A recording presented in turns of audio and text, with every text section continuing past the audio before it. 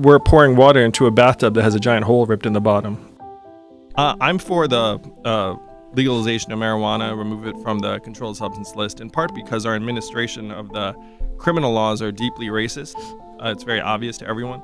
So on April 20th, 2021, I'm going to pardon everyone who's in prison for a low-level nonviolent drug offense. I like your marketing strategy, 420, baby. Because it makes no sense to have people in jail for stuff that's legal in some parts of the country.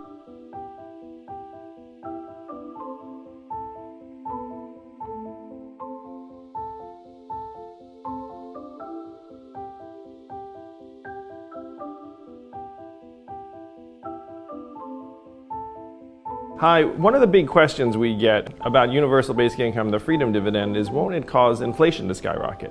And it really won't for a number of reasons. So the rough math people think of is they say, hey, if every adult in America got $1,000 a month, that would be something like $3 trillion a year. In a $20 trillion economy, that seems like a lot. But if you break down the numbers, it shrinks a lot very, very quickly, because we're already spending $1.5 trillion on various income support programs, 126 of them.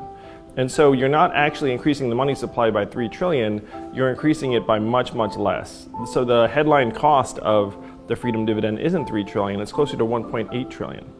Now, the big change that I would make to pay for the freedom dividend is a value-added tax that would harness the gains from artificial intelligence and new technologies and give the American people a slice of every Amazon transaction, every Google search, every robot truck mile. And because our economy is now so massive at $20 trillion, a value-added tax at even half the European level would generate 800 billion and rising of new revenue. And so if we're paying for it through this value-added tax, that 800 billion also does not increase the money supply. So now you're down to $1 trillion. And the $1 trillion you get back in large measure because it's not like this money disappears. The money is going to go into the hands of everyday Americans around the country who are going to spend it on car repairs, food for their kids, the occasional night out, the hardware store. And that money is going to circulate through the economy over and over again, generating hundreds of billions in new revenue, creating millions of jobs, improving children's health, nutrition, mental health, improving relationships. And that money supply, again, in the context of a $20 trillion economy, is only less than $1 trillion.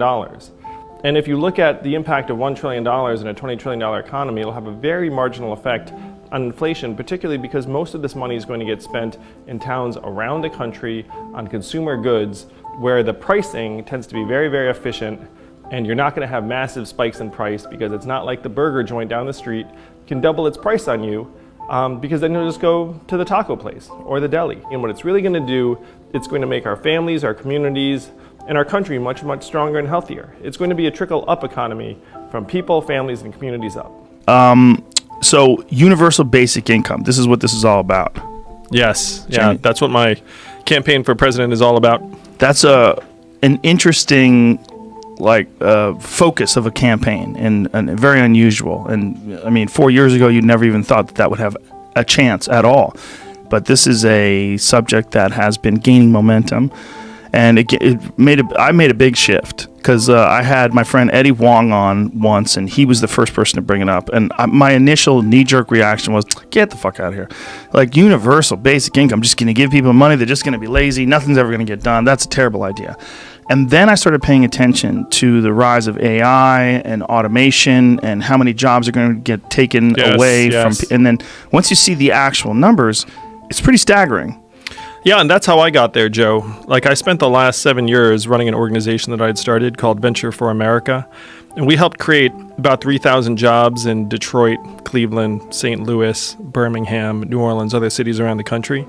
And I saw that we're pouring water into a bathtub that has a giant hole ripped in the bottom. And that for every 5, 10, 50 jobs that my entrepreneurs are going to create, we're going to lose 5, 10, 50,000 jobs.